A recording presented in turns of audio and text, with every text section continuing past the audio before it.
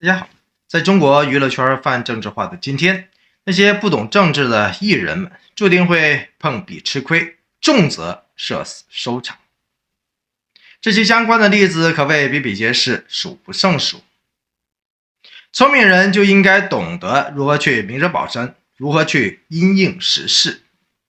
跟娱乐圈老于江湖的大姐大谢娜混久了，原本就已经是鬼聪明的赵丽颖，自然更是锦上添花，总有吉祥。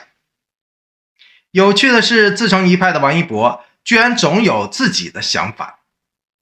而且这个精于提档变速的鬼马王一博，